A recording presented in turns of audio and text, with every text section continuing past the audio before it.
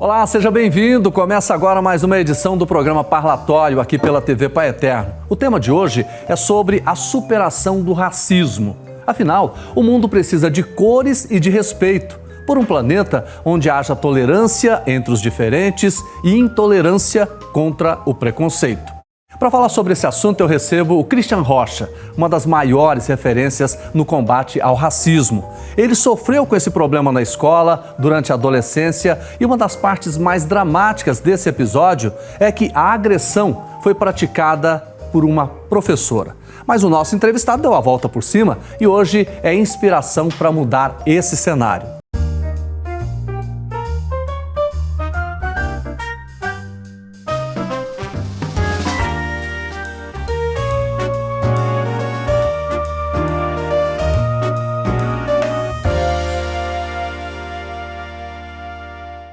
Christian Rocha da Costa é natural do estado do Amazonas, tem 42 anos de idade, é bacharel em Direito e também especialista em Direito Penal e Direito Processual Penal.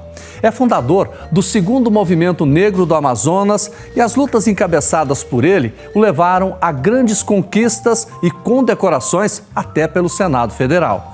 Christian também contribuiu para a criação do feriado do Dia da Consciência Negra em Manaus e tem iniciativas que levam a cidadania aos jovens por meio da educação e também do esporte. Olá, Christian, seja bem-vindo ao nosso parlatório. Tá tudo bem com você? Tá tudo bem, meu, muito obrigado, que Deus nos abençoe e que Deus abençoe toda essa família parlatório. Eu agradeço a oportunidade. Você já faz parte dela a partir de agora. Muito obrigado. Olha, eu quero convidar você, aliás, a gente vai começar, a gente sempre relata para o nosso público o motivo de você estar aqui, não é isso? E você está aqui por conta de todo esse trabalho que você faz e fez e eu tenho certeza que vai fazer. Trabalho muito bonito, mas eu quero voltar no tempo, quero lá no início. Nós falamos aqui que um dos primeiros problemas surgiu lá na escola com a sua professora. O que a professora disse para você naquela época? Bem, naquela época, 1994, a professora, estressada na sala de aula, porque, infelizmente, existe esse comportamento entre adolescentes em uma sala de aula. E ela se virou e falou que lugar de preto era na senzala. Então, alguns colegas pediram para ela repetir. O que foi que a senhora falou, professora? E isso ainda de forma engraçada, né? E ela disse, lugar de preto é na senzala. Então, aquele constrangimento diante dos colegas, diante dos amigos, eu coloquei no meu coração que não mais passaria e lutaria para que outras pessoas também não passassem por esse constrangimento. Então, de lá para cá, foram muitas lutas, foram muitos debates travados e, principalmente, depois essa professora pediu desculpas, mas infelizmente ela continuou a falar situações que não condiziam com o perfil dela de educadora. Então, Christian, você tinha quantos anos naquela época? Eu tinha 15 anos. Quando você ouviu essa frase, se olhou ao redor, como é que estavam os seus amigos? Estavam todos rindo, né? Porque foi bem constrangedor, não foi engraçado, foi constrangedor para mim. E aí, naquela época, esse debate não tinha tanto espaço para nós dirimirmos e conversarmos sobre isso como nós temos hoje. Então, naquela época, era natural. E hoje é cultural ser racista no Brasil. Pois é, e eu queria saber, a partir daquele momento que você ouviu essa frase realmente terrível, o que passou na sua cabeça? Você disse, a partir de agora eu vou ser assim. Como é que foi? Quando eu saí da sala, que terminou a aula, eu coloquei na minha cabeça o seguinte, eu disse, por que as pessoas, eu perguntei, né, por que as pessoas precisam ser assim? Por que as pessoas precisam criar uma supremacia pela cor da pele? Então eu comecei a estudar, ler alguns livros e pesquisar na nossa própria história que faltava algo a mais, não somente falar sobre a abolição da escravatura, mas falar o porquê que essa abolição deixou sequelas na sociedade. Agora, Christian, por exemplo, é claro que você está sempre lutando pelos seus direitos, pelos direitos da comunidade negra. Por isso você escolheu fazer o curso de Direito? Foi, por isso. Porque é muito raro você ver um negro ou uma negra sendo chamado de doutor, de doutora, e principalmente no campo do direito, né? Que ser operador do direito hoje é muito difícil.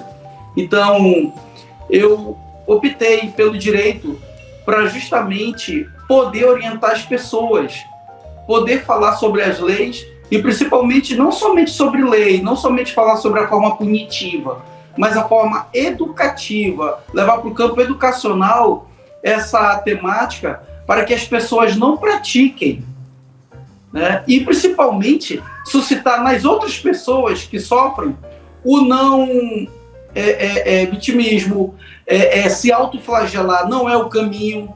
Então eu tento ser um ativista dentro de uma simplicidade, onde a gente possa mostrar atitudes simplistas para que as pessoas continuem seguindo a sua vida.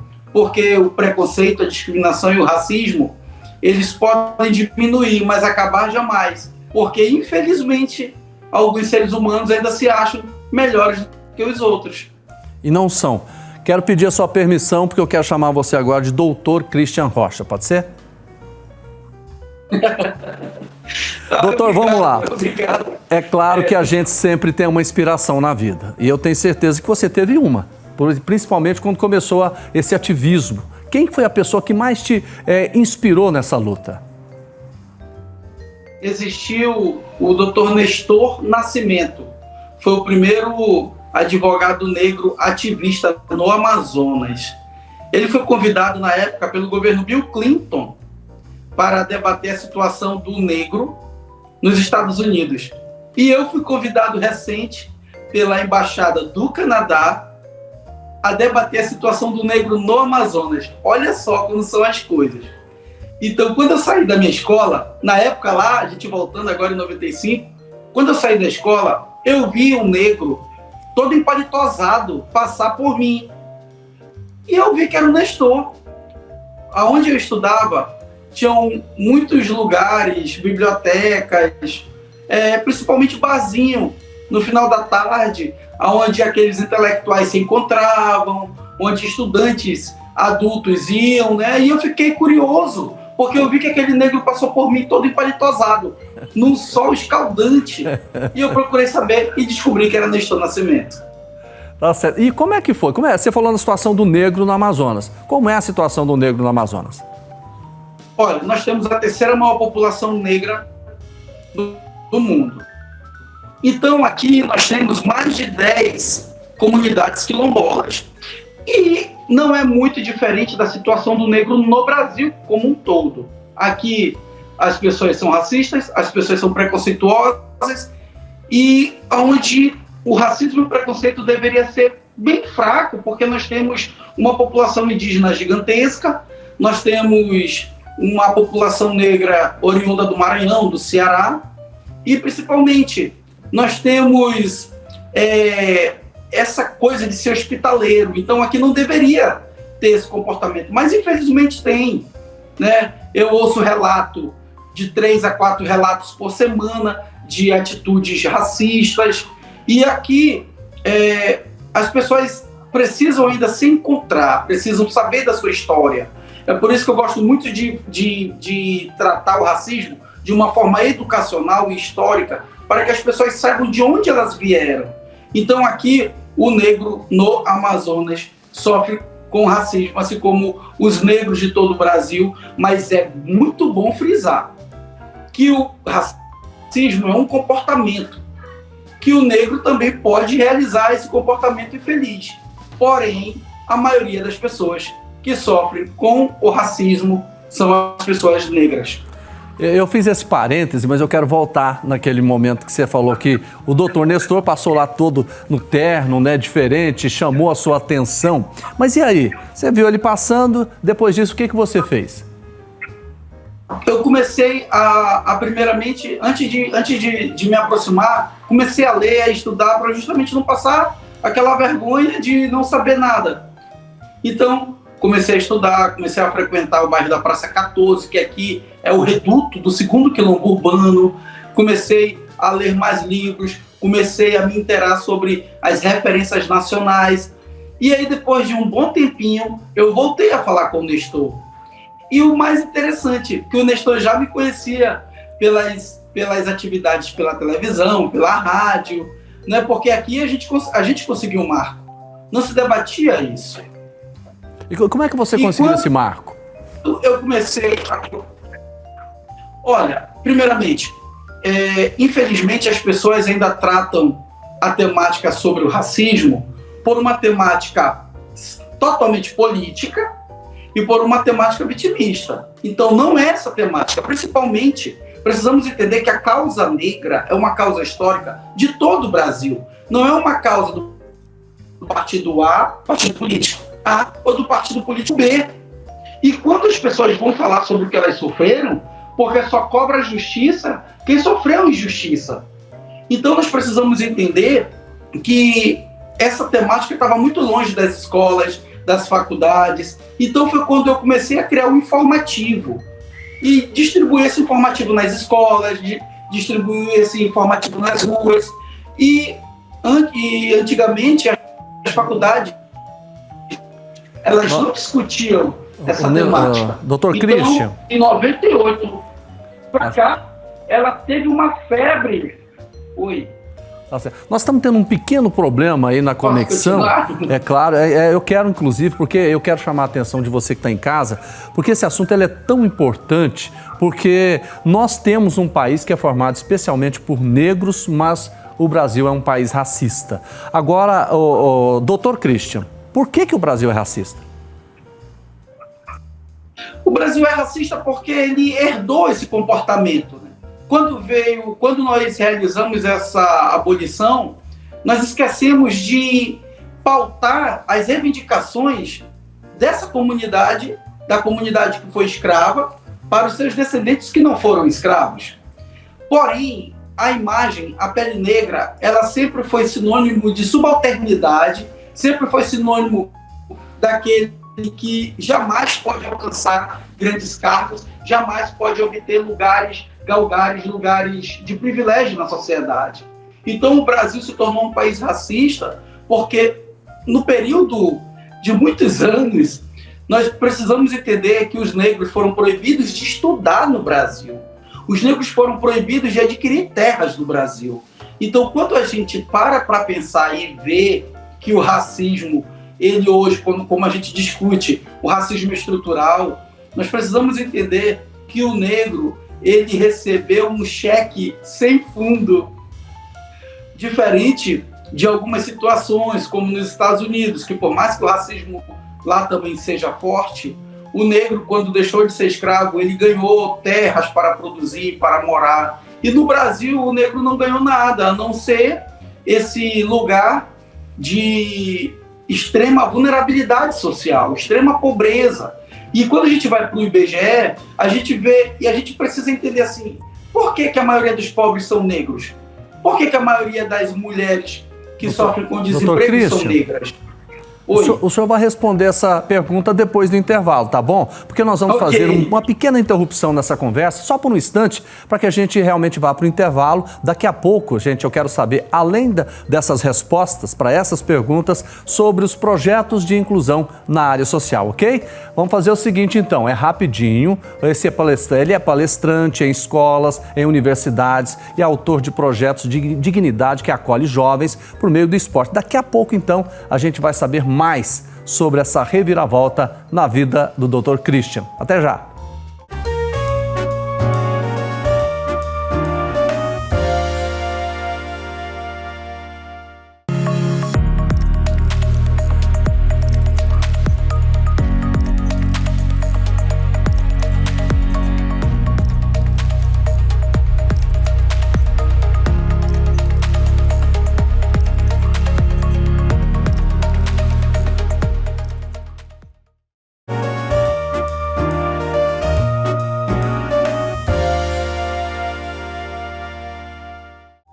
Oi, gente, já voltei com o parlatório e o assunto de hoje é a superação do racismo. O nosso entrevistado é o jurista e ativista da causa negra, Dr. Christian Rocha. Dr. Christian, antes do intervalo, a gente estava falando aqui sobre essa situação, o senhor fez duas perguntas, né? Eu quero as respostas. Uma delas é por que a maioria dos negros são pobres. Vamos começar com essa resposta. Por quê? Olha, nós precisamos entender que a abolição deixou sequelas. E pelo fato dela ter deixado sequelas, nós precisamos entender que quando ocorreu a abolição, os negros não tinham para onde ir. Então eles foram compor a camada mais miserável da sociedade brasileira. Então, naquele momento, onde o negro não podia ter terra, onde o negro não podia estudar, aí você imagina, milhares e milhares de negros. Como é que eu, sendo filho de uma ex-escrava, isso é um exemplo, filho de uma ex-escrava, que não tinha direito a estudar, a não ser escravo, ou compor a camada mais miserável da sociedade, fortalecendo o crime organizado, fortalecendo muitas coisas. Por quê? Porque nós precisamos entender que é de cabeça para cabeça. E por isso que eu gosto de falar que eu sou simplista. Então, não estou aqui justificando, mas a camada mais miserável da sociedade proporciona certos caminhos. É claro que não é uma lógica, porque senão nós não veríamos pessoas ricas roubando, matando, praticando certos crimes. Então, hoje, o negro, na sua maioria, são pobres, porque justamente vem de uma geração em geração aonde não tem oportunidades. Isso reflete no desemprego também? Reflete, porque nós precisamos entender que existem pessoas que não gostam de empregar pessoas negras. É o primeiro ponto. O segundo ponto, como é que nós vamos produzir pessoas negras com a mão de obra qualificada se ela precisa totalmente trabalhar para sustentar a sua família? Como é que nós vamos pleitear vagas de emprego com doutorado, especialização em idiomas, se o negro não herdou o espaço de tempo para poder estudar um certo período e poder trabalhar também? O negro é o primeiro a entrar no mercado de trabalho e o último a sair. Eu fiz esse comparativo com um amigo e ele, só assim ele pôde entender a diferença. Enquanto eu tenho mais de 40 e tenho um carro, uma casa, ele tem 24 anos, vai fazer 25, é um amigão meu, ele tem carro, tem casa, tem sítio, mas ele herdou dos pais. Doutor, e eu tive que correr atrás. Doutor, é claro que essa luta, ela começa dentro de casa e ela se torna uma luta nacional. Agora, eu queria que o senhor dissesse exatamente isso. Com quais as armas a gente precisa lutar para a gente acabar com o racismo aqui no Brasil, pegando a experiência própria do senhor no Amazonas? Olha, investimento maciço na educação. Eu sempre digo que não é só investir em estrutura física, é investir no educador. É pegar uma professora, um professor, saber da problemática dele, dos problemas que ele enfrenta e investir na mão de obra do professor. Porque o que a gente vê hoje é o quê? Nós temos, esse ano, vai fazer 20 anos da matéria da África nas escolas. Mas pouco se discute em relação a essa matéria. Pelo fato de não se discutir sobre essa matéria, pelo fato de não termos pessoas capacitadas para falar sobre essa matéria, a sociedade, boa parte dela, faz um fato demoníaco em cima da matéria da África. Doutor, inclusive, eu vou até interromper o senhor. Como química, filosofia. Tá. Eu vou interromper o senhor, porque o senhor falou num assunto bem interessante aí, porque é essa diferença de cobertura até mesmo da própria imprensa. Nós estamos vivendo num momento em que há uma guerra entre a Rússia e a Ucrânia e os holofotes do mundo estão lá. E tudo isso é divulgado na imprensa de uma forma muito forte. Mas nós temos o outro lado, no Sudão, uma guerra que está matando, uma situação realmente terrível e pouco se fala nisso. Isso também demonstra exatamente os dois pesos e duas medidas para tratar da causa negra também, não é? Com certeza. Sem contar que tem aí um detalhe interessante. Na Ucrânia, quando as pessoas estavam fugindo, estavam indo para outros países, os negros tinham que ser os últimos a embarcar. O que você me diz sobre isso? Então, tipo assim, as pessoas precisam entender e as pessoas conseguem, uma boa parte da mídia consegue fazer com que o ser humano se solidarize com a Europa.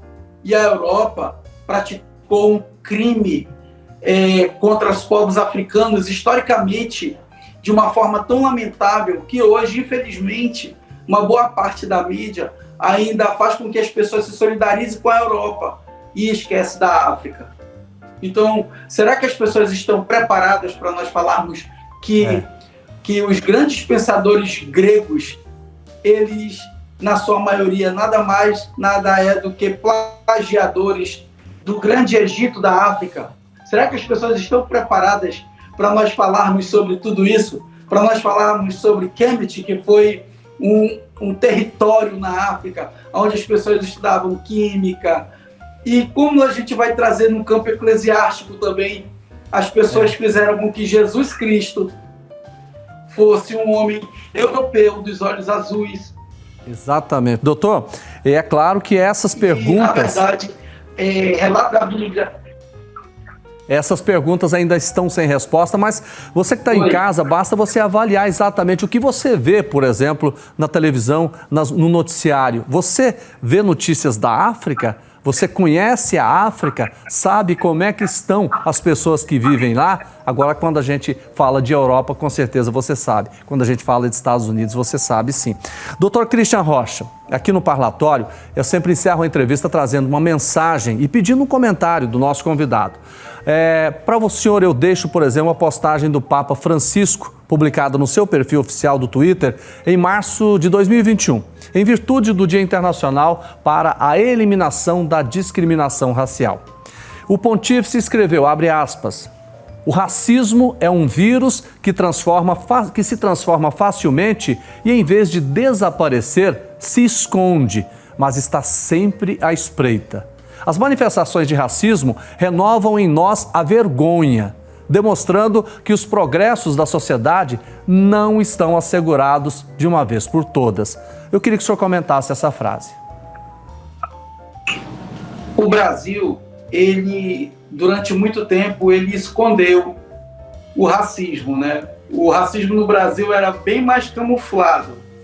Hoje não, hoje as pessoas já agridem as outras pessoas nas ruas, já matam as outras pessoas, dizem que foi por engano, já matam pessoas e confundem com criminosos, que foi aquele caso de um rapaz que estava apenas apressado para ir para o trabalho e um militar foi lá, atirou nele, achando que ele era um criminoso. Então hoje as pessoas já começam a falar que não gostam de negros, as pessoas já começam a falar que o cabelo do negro pode passar doença para ele, para ela. Então, o que nós precisamos hoje é tratar de uma forma educativa, mas também, paralelamente, da forma punitiva, porque isso é constitucional e se nós não tratarmos dessa situação com respeito, com veracidade dos fatos, nós vamos continuar num Brasil racista, preconceituoso. E a prova de que ele é racista, preconceituoso e que discrimina é que nós somos um país cheio de estatuto. Não tem como falar que nós somos iguais. Nós somos um país cheio de estatuto. O estatuto da criança, do idoso, da mulher, do negro. É um país que não respeita ninguém. Mas se nós não tratarmos isso dentro de casa, como você mesmo falou, e depois nas escolas, nós vamos continuar beirando os crimes, continuar à mercê de injustiças, porque o que passa para as pessoas é que todos os crimes elas param duas vezes para pensar, será que eu faço ou não faço? Mas quando é o racismo, não, ela pratica, porque infelizmente ela sabe que a demora dos processos dá a sensação de impunidade. Então eu posso te agredir com palavras, ser racista, porque no meu consciente não vai dar em nada. Tá certo, olha, nós não vamos desistir. Eu quero muito agradecer a participação do Dr. Christian Rocha da Costa por essa entrevista maravilhosa que a gente fez aqui no Parlatório. Muito obrigado ao senhor. Que Deus nos abençoe, muito obrigado pelo doutor. Eu estou pleiteando ainda uma aprovação na Ordem dos Advogados, apesar de não ser muito amante da advocacia. Hoje o meu amor é ministrar, é dar aula nas escolas e preparar as pessoas.